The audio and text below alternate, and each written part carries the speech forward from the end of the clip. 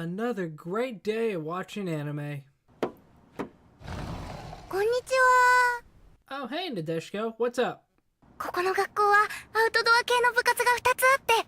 Yeah, I just got through a long day of binging anime. It's amazing to think that this is the first year that I've been keeping up with seasonal anime. Just wish I could find some way to make a video about it. 登山部は体育会系だけど。 What do you mean you got a great idea? Actually, better yet, you can just tell me while the opening card plays.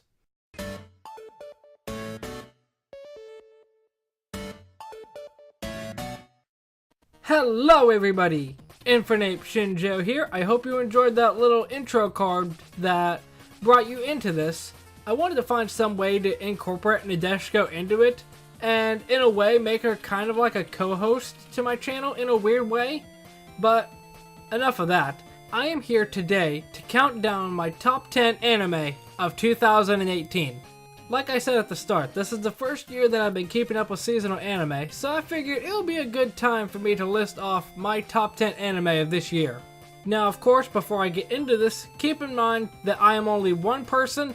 I haven't watched every single anime from this year, and there are some that I even watched that I had to cut from the list. And overall, just keep in mind this is entirely my opinion. I can guarantee some anime from this year are not on this list that you would like to be on this list.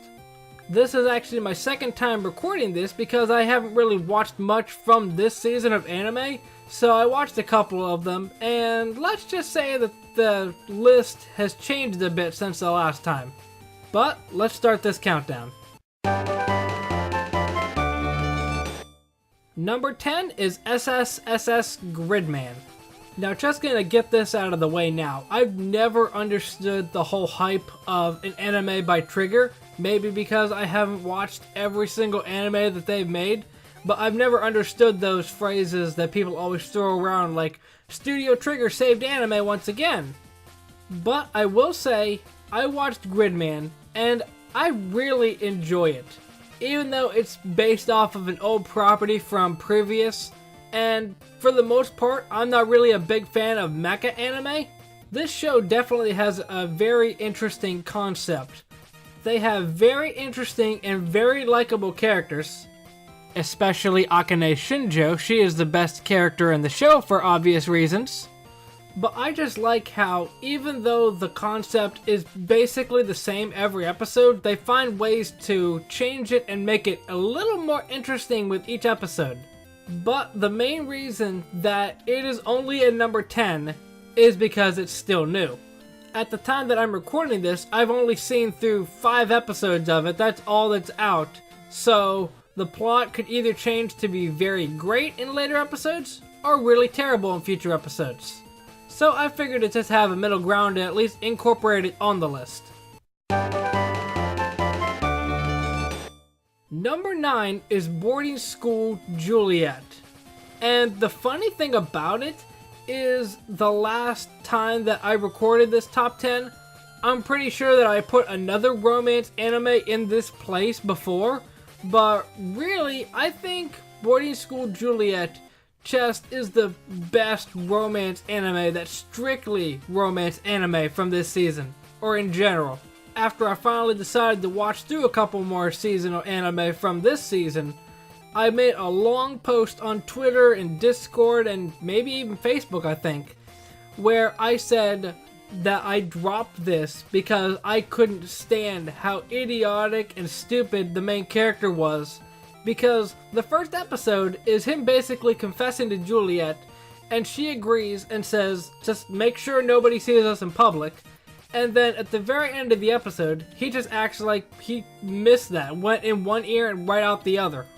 And I just didn't really like that, because he seemed like one of those characters that's super love-struck and super stupid at the same time. But I am glad that I watched through more episodes of it, because it really fleshes out every single one of the characters that they have had a focus on so far. And he's really just a genuine guy after the first episode. It's like he's almost a different person, because he has to try and go through all this trouble of getting her a keychain or something like that. I think they might call it a rosary. I can't remember exactly. But after the first episode, when he's trying to do all this stuff with Juliet, you just have to look at him and think, that is a true man. Now, I can understand how some people might think that it's a bit of a cash grab to try and make an anime based off of Romeo and Juliet, but really, there's probably been other anime, or even cartoons in general, that's had that be a focus. It's not that super unique of a plot. Basically, there's two rival families, and one person from each side falls in love with the other. That's not really a difficult concept to master. But I will say the Boarding School Juliet definitely makes it work. And from somebody that knows the end of Romeo and Juliet, I'm really curious how they're going to end this. I wouldn't think they would go that route, but who knows.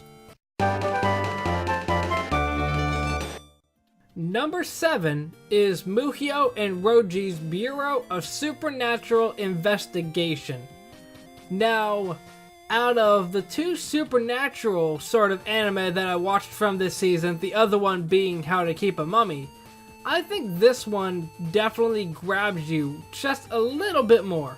Sure, the concept of the early episodes is super generic, monster of the week sort of thing, but when they introduce Enchu into the story, that's when things get interesting. The last few episodes, I was really wondering how they were going to manage it, and I'm glad with the route they took, in a way.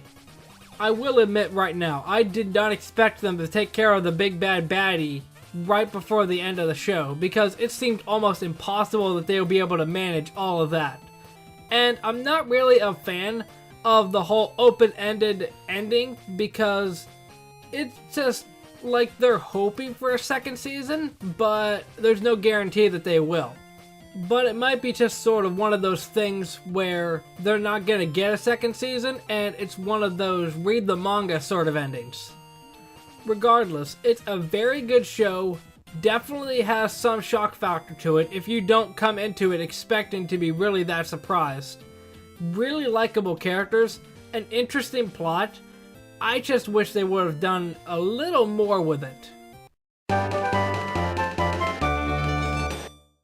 Number 6 is Chiyo's School Road. And boy oh boy, have I got a story with this one. When Chiyo's School Road came up on the seasonal lineup, I read the synopsis and thought, this isn't really grabbing me in some sort of way, but I'll watch it because it's comedy. After watching the first episode of it, I decided that this show really wasn't worth my time, and I just dropped it. But of course, if you've seen anywhere on the internet lately, you know of the 3 episode rule to give an anime 3 episodes before you decide to drop it entirely, and I'm glad that I came back to Chiyo's School Road and gave it a second chance. And really, the premise of it that was online about Chiyo trying to get to school really isn't even that much of a focus. Really, a lot of the plots just focus on Chiyo and Manana's stupid adventures, either before or after school. Very little of it even involves school, actually. In a weird sort of way, it's almost like the cast of Chiyo's School Road knew that this show had a ridiculous concept, and some of the little skits are kind of ridiculous, but they just went with it at the same time.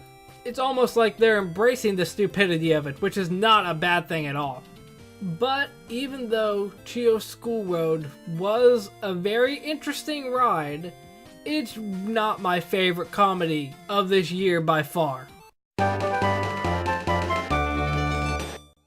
Number 6 is Zombieland Saga, and my gosh, have I got a lot to say about this show. First of all, if you haven't watched this show or know about this show, I would highly advise either skipping ahead or watching maybe the first 2-3 minutes of the first episode, just to avoid spoilers. So I would say at this point, it's safe to assume that anybody that hasn't seen Zombieland Saga has clicked off of this video or watched the first episode. So for all of you that have watched Zombieland Saga, let me just say that this show is absolute bonkers. This show is absolutely insane. Sakurata's leaving school. Sakurata's leaving to go to school one day and getting run over by a truck and then being reborn as a zombie? That's just ridiculous in itself. And I'm really glad I went into the first episode super blind, because I would have not liked to be spoiled by something like that. But then that's not even where the insanity starts. Then there are a whole bunch of other zombie girls, for whatever reason.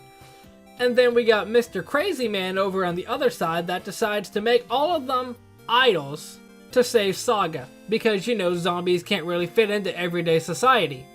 Just from that alone, you know that the show's a ridiculous concept. But that's not even where it stops. Most every zombie girl in the show has something that's distinct about them. Although, to be fair, I'm still having a little bit of trouble distinguishing between the two zombie girls in the second row. But I know one of them is Junko, and I can't remember what the other one is. But outside of that, the show is just ridiculous and mad. The second episode has a rap battle. And I'm honestly a little bit hurt that they didn't dub it. But I'm not sure how well the Japanese would have translated over into English. But I guess that's not really a problem for all the people that are only sub viewers. But honestly, I think out of any of the characters in the show that absolutely steal it for me, one is Tai Yamada, because she has such a personality and she doesn't even say many words. On the one hand, I kind of hope that she eventually learns how to come to her senses and start speaking English like the other ones. But on the other hand, I kind of hope that she doesn't, because that's going to be missing from the show if she just starts speaking. And the other character that steals the show has got to be the manager. He's just so over the top, and the fact that the person that voiced Silent in the sub of Best Wishes also voices this guy, it's just hilarious. He has so many lines that I can feel are going to be super quotable later on that it's just stupid. Now, of course, like Gridman and Boarding School Juliet, I've only seen a handful of episodes so far, haven't even seen half of them yet. But that's the main reason that's holding it back, because for all I know, the way they're setting it up, there might be more to do with this show, but there could be more failure at the same time. But regardless of how they handle the show, it has definitely been an interesting show for me to watch, and definitely one to make me feel better after a rough day. Number 5 is Sword Art Online Alternative Gun Gale Online. And I really wouldn't be surprised if this show gets lost in the shuffle after the new Sword Art Online season that's happening right now, which is honestly kind of upsetting because this show is definitely an interesting ride. Obviously, it doesn't have the main character in it, Kirito, which some people would argue is a good thing, some people would argue is a bad thing. I can't really lean one way or the other because I've never really watched Sword Art Online with Kirito in it, so I don't know, this might be a welcome change or it might be the worst thing in the world. But regardless, this show was very interesting. It definitely built up the plot and built up the stakes of the plot, and although I feel like some people would argue, it had a satisfying conclusion for me. It had more episodes than a lot of seasonal anime did because they had, I think it was either 5.5 or 4.5, one of those two. They had an episode that was like a half of an episode that was just flashback, which, not really the biggest fan of flashback, but doesn't really hold the show back that much because it just builds up the character's motivation. And really, I find it interesting that out of all the 4 primary cast members that are really important, we learned the identity of all 4 of them in real life. Which I feel like if they would have left the show without mentioning that, it would have been a little bit of a letdown to me.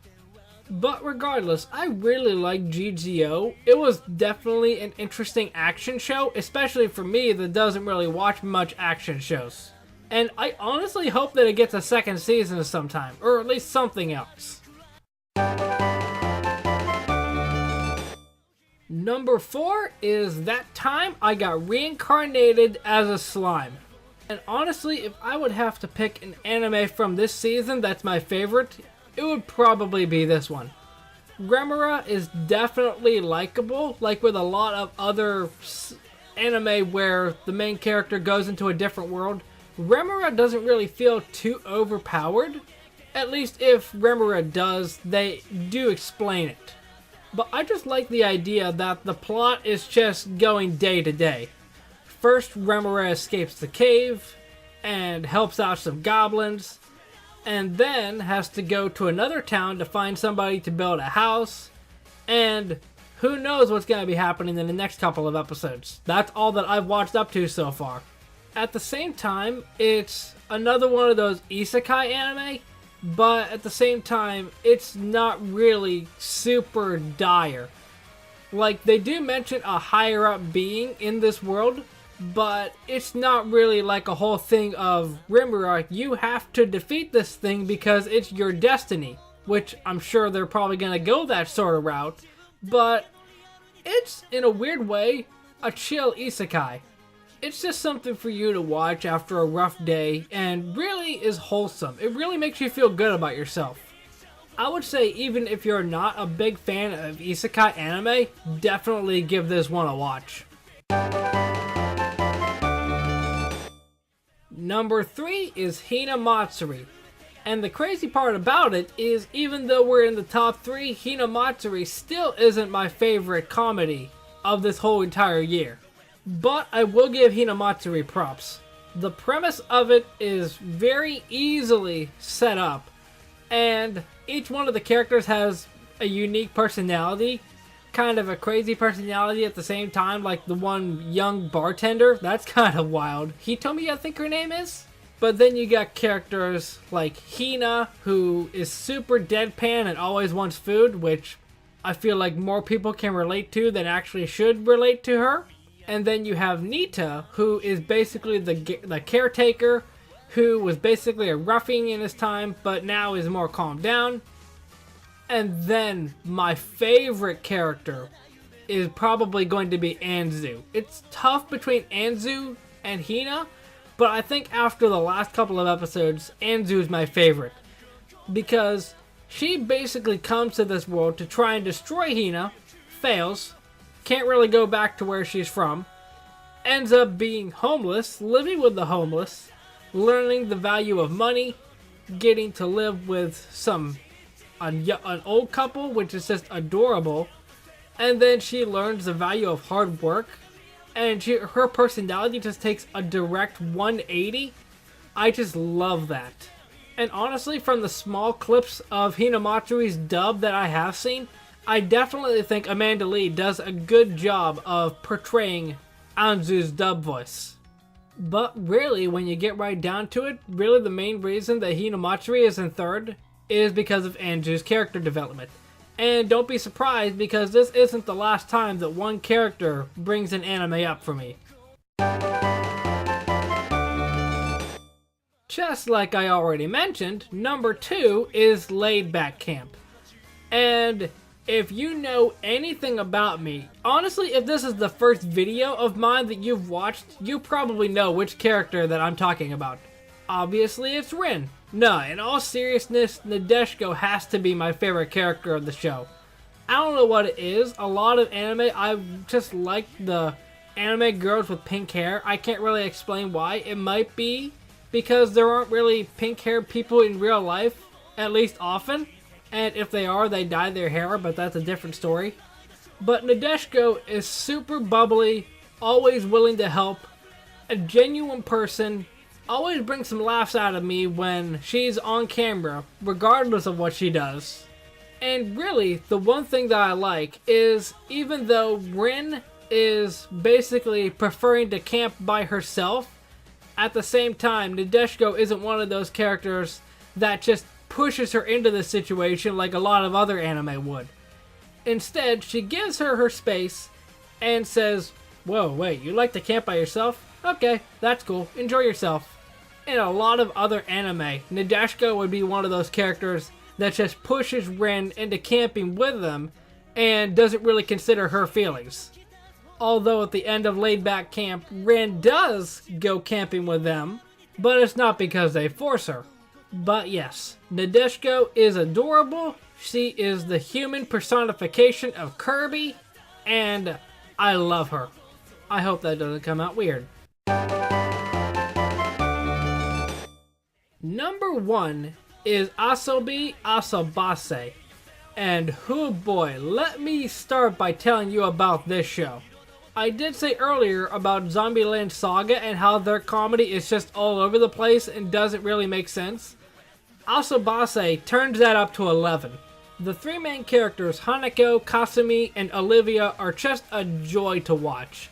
And honestly, if you didn't watch this anime when it was first airing, I would highly advise you to watch it, because the opening doesn't really do it justice. You'd see the opening and you would just think this is just one of those moe cute girl anime whatever sort of things.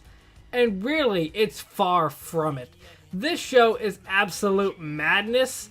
These girls are absolute jerks to each other, but at the same time, I can't stop but watch it. And it doesn't even stop there, because they have so many references that it's just wild. They reference Dragon Ball Z, Sailor Moon, Pokemon Go. I'm sure there's a lot of other ones that I don't even know about. But this show's comedy is just out of bounds and completely ridiculous. But at the same time, it's kind of grounded?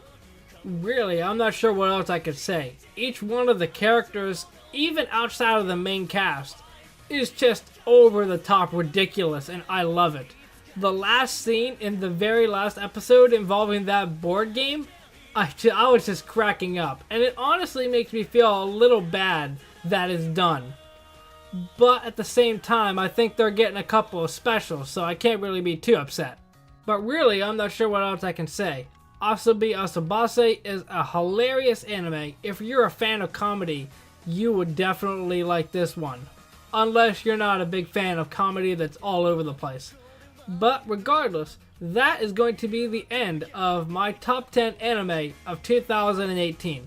Obviously, I know that there are some that I missed, both from this season and other seasons in general. But like I said, it was hard for me to narrow out which ones that I absolutely loved and which ones I just watched and thought, that's okay, that's nothing too spectacular. But before I forget, I didn't mention this at the start of the video, but any honorable mentions for this list, just consider any anime that isn't on this list as an honorable mention. Because I think in total, I've watched from all seasons like 30 anime, so that means 20 of these weren't even on the list. But I hope you enjoy regardless. I really enjoy making this. If this video comes out the way I plan it to be, I'm really excited for how it's going to turn out. Let me know what anime that you watched from this season that you really enjoyed. And if I haven't heard of it or I haven't watched it, I might check it out. I don't know, I'm always into looking for more good anime to watch. But that is going to be it for me, and I will... Where did Deshko go? Oh wait, if she's not down here, that means she's in the fridge. Oh man, I'm gonna have to check on that. I'll see you guys later. Momentai. 週末旅行が始まる